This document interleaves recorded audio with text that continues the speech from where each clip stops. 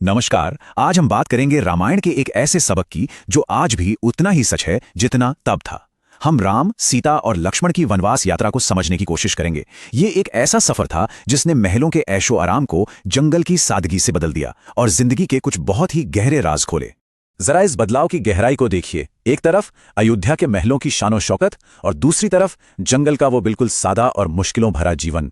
ये सिर्फ एक जगह से दूसरी जगह जाना नहीं था, ये तो पूरी जिंदगी के मायने बदल जाने जैसा था, जहां हर दिन एक नई चुनौती थी। तो चलिए इस सफर के शुरू में चलते हैं। जैसे ही उन्होंने अयोध्या छोड़ा, उनकी जिंदगी में एक बहुत बड़ा बदलाव आया।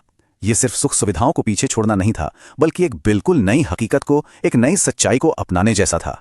मतलब कल्पना कीजिए, महलों के नर्म बिस्तरों की जगह अब पेड़ों की छांव थी, या फिर अपने ही हाथों से बनाई हुई एक छोटी सी कुटिया। शाही पकवानों की जगह अब जंगल से मिले फल और कंदमूल थे, और वो कीमती रेशमी कपड़े उनकी जगह ले ली थी पेड़ की छाल से बने साधारण कपड़ों ने। ये असल में प्रकृति के साथ पूरी तरह से एक हो जाने जैसा था।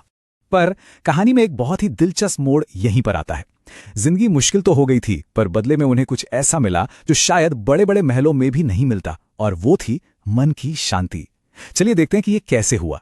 लक्ष्मण ने अपने हाथों से एक सुंदर पर्णकुटी बनाई जो उनका नया घर बनी। जरा उस माहौल के बारे में सोचिए। चारों तरफ घना शांत जंगल, बस पंछियों का संगीत और पास बहती नदी की धीमी आवाज। हाँ, यहाँ महलों जैसा कोई आराम नहीं था, पर सुकून और कुदरत की जो खूबसूरती थी वो बेशकीमती थी। और सच कहूं तो यही बात इस पूरे अनुभव का दिल है। ये एक लाइन सब कुछ कह देती है। ये जीवन कठिन था लेकिन शांतिपूर्ण भी था। उन्होंने सीखा कि असली सुकून बाहर की दुनिया की चीजों में नहीं, बल्कि हमारे अपने अंदर ही होता है। अच्छा, पर एक सवाल उठता है, क्या महल छोड़ देने का मतलब ये था कि उन्होंने अपना कर्तव्य भी छोड़ दिया? क्या राम अब राजा नहीं थे? जी नहीं, बिल्कुल नहीं। बल्कि जंगल में रहकर अपने धर्म के प्रति उनका जो संकल्प था वो और भी ज्यादा पक्का हो गया। और आगे बढ़ने से पहले धर्म शब्द को समझना बहुत जरूरी है। देखिए, धर्म का मतलब सिर्फ पूजा पाठ या कोई रीति रिवाज नहीं है। इसका असली मतलब है हमारा कर्तव्य, हमारी नैतिकता और हमारा सही आचरण। सीधी सी बात है, हालात चाहे जो भी हो, हमेशा सही काम करना। तो राम ने जंगल में अपना धर्म कैसे निभाया? वो वहां के ऋषियों मुनियों से मिले, उनकी तकलीफें सुनी और फिर उन राक्षसों से उनकी रक्षा की जो उन्हें डराते धमकाते थे। इस तरह उन्होंने ये साबित कर दिया कि एक राजा का धर्म सिर्फ महल की दीवारों तक ही सीमित नहीं होता। जहां भी अन्याय हो, वहां न्याय करना ही राजा का धर्म है।